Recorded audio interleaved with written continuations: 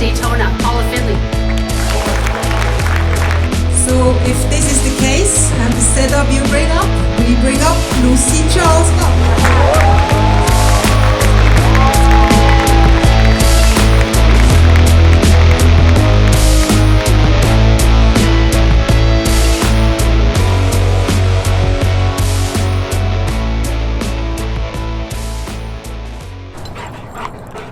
Leave it. Is it going? It's going. Welcome back to Bend, where it is now very chilly and cold, suddenly. We have restocked these team color crew necks, finally. And yeah, we're still feeling a bit jet lagged, so we're at the pool at 7 a.m., which is pretty unusual for us. I'm into it. I'm super into this new morning routine. We're doing the Flint thing, and then we're getting a swim in. It's now Friday, and we're meeting Heather. You've got some explaining to get through. Like why you're coming home at some ghastly hours. And what's your cover story? And this time please don't bore me. You had a date with sunrise. Why am I not surprised? So why don't you go get dressed, take trip out west, and maybe you can see the sunset. So why don't you go get dressed, take trip out west, and maybe you can see the sunset. And stare into each other's eyes.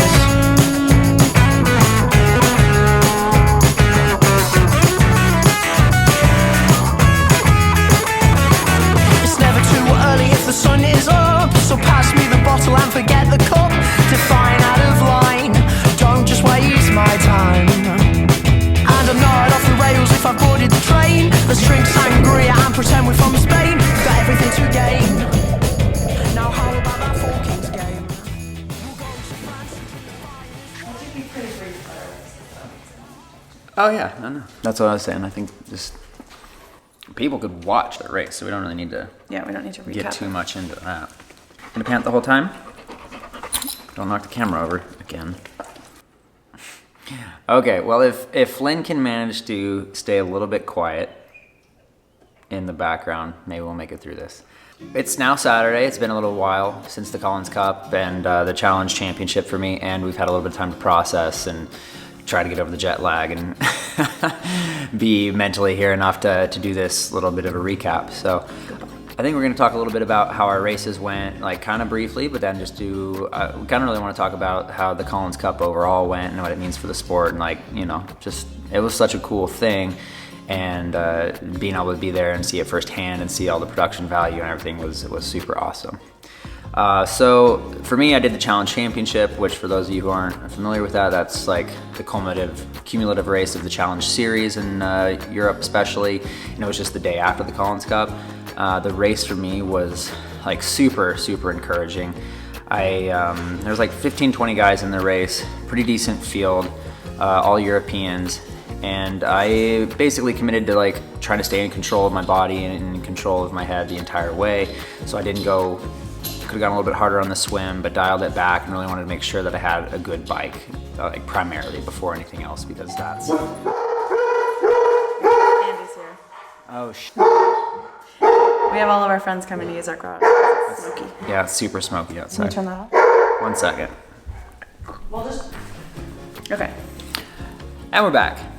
I don't know exactly where I was, but had a good bike ride. I held 310 watts for the first hour, and then I dropped off a little bit the second hour, but that's basically like as well as I've ever ridden in a 70.3 for like the first hour, and then I just think I need a little bit more time on the TT bike in the next few weeks before Worlds, and it should be, I don't know, set up to have a good race. Like, I ran well off of that too and everything, and I'm just super encouraged that like the little bit of work that I've been doing with Aaron, Carson, and Boulder is just seems to be paying off like super quickly, and it's as crazy as it sounds, it's like a little bit of a neural rewiring of like my hips and legs that have I've just been having a lot of struggles like feeling like in control of them the last couple years. So I'm super psyched, and yeah. Okay. Should I talk about Myers a little bit? Yeah, we're gonna talk about your race and then Collins Cup in general. I know everyone's probably watched it and like totally over hearing about the Collins Cup, me included. I mean, I loved the Collins Cup, it was amazing, but there's a lot, there was a lot. So I was paired up with Lucy and Katie, super swimmers. I had a especially bad swim. I'm not as fast as them at swimming, and I knew that, but I wasn't expecting the gap to be 3 minutes. I made a super rookie mistake, and I brought a new wetsuit to Slovakia with me.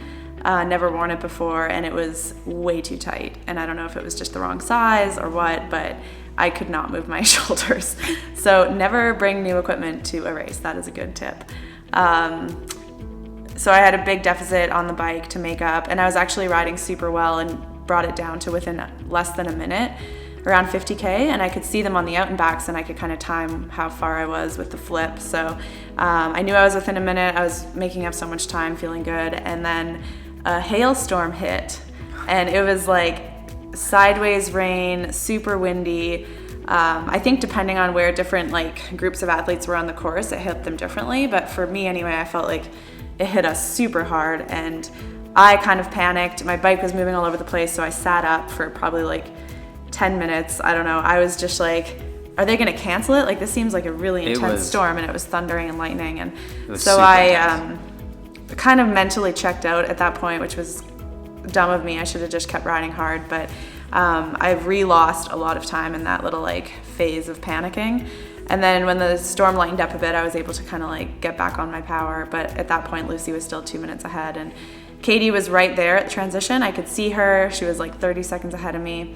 And then I pretty much kept that gap for the whole run to Katie. And I was happy with my run. I hadn't done any running on the ground prior to this race. So I was running like maybe 5 seconds per K slower than I did in Daytona, which was one of my best runs ever. So I feel like the fitness I gained running on the lever, on the treadmill, transferred over to the ground really well, and I felt great. So unfortunately, I did hurt my ankle pretty badly. It felt good for about 15K. The last 3K, it was really sore. So dealing with that now. Hope I didn't mess it up too badly, but it's kind of the risk you take, and it's really hard to like pull out of a race like that when the hype is so big, and I was pretty close to Katie, thinking I might run her down. So maybe it would have been smarter to pull the plug, but I was, just competitive, and the adrenaline and everything kept me in it. So post-race now we're back in Bend, and yeah, just like reflecting on the Collins Cup in general, it was so good for the sport. I think the hype around it felt similar to like the Kona hype, where everyone's just eyes on everybody.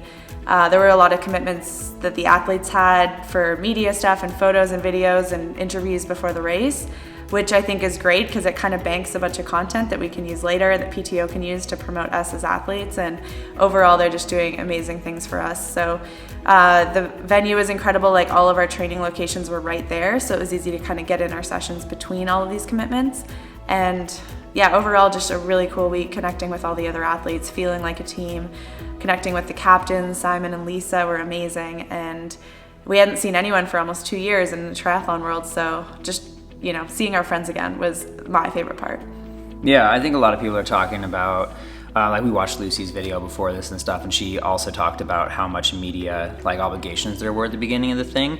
But like, for me, like, coming from the background of like doing videos and stuff, is so impressive, and what I've always thought like the sport needed, where it's this, we need to have these like epic matchups and like create a thing that can live on TV and be super exciting. And like, I gotta think that they must have spent like $5 million. I don't think you should throw out numbers. I mean, we don't know how much I don't know, but it was absolutely amazing. Like, the production team was 120 people, and they had like this fleet of motorcycles go out that we saw the day before the race, like practicing the course and everything so they can stay out of the way and get the shot. And yeah, it was next sky level cool. cam and helicopter, and it was just the coolest thing. And like, it was impossible to be there and not like get, like Paula said, like caught up in the hype of it and the excitement. And I think it was like a really good show that, even though everybody was like paid to be there, and so like your result didn't really matter in terms of how much money you were gonna make and your livelihood, everybody wanted to race fast just because of like how exciting it was and your pride and the whole country thing. And yeah, it was, everyone really felt the team element of it. And I think amazing. Even if you weren't having a good day, you pushed a little harder because you knew there was a whole team behind you. So that was really exciting. And then obviously the time gaps that were giving extra points to the leaders really helped people find another edge, because even if you were in third, you still wanted to push hard to minimize the time gap to the first person. So I think the format was really interesting. And you know, there are obviously some things they can improve on in the broadcast and everything, but that's just, this is the first go at it, and I think they really nailed it for the first time around. Yeah, we're super happy to be home though. And this is the new Ringer TTL. It's a little retro, but I had the blank of this and I was like wearing it every day and I loved it so much, so we got them made with the logo on them. And yeah, I think it's super cool. That's my how I test what things that we should get, is I buy a kind of a bunch of random shirts, and whatever Paula ends up wearing a bunch, we go down that rabbit hole. So those are ready to go. We haven't said much about TTL things lately, but those are ready to go. We just got some new team crew necks in, like Paula said. We've got some brand new, finally, a second version of the trail hat. And the letters will not fall off this time. We had some issues with the letters falling off, and 100% it is fixed now. You can wash it in the washing machine, anything. And then we're gonna have a couple other things that we roll out over the next week that we're pretty excited about, that people have been asking about. And yeah, so stay tuned for that. And we're gonna be kind of all in, focused on getting ready for Worlds in St. George. Yeah, so exciting.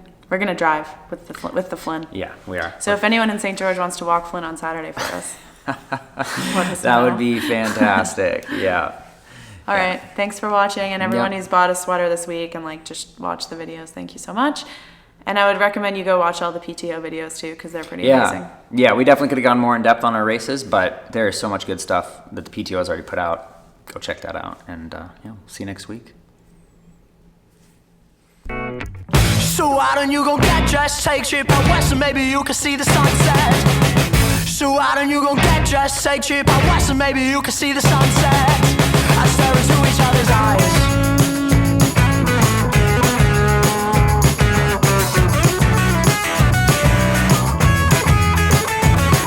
It's never too early if the sun is up, so pass me the bottle and forget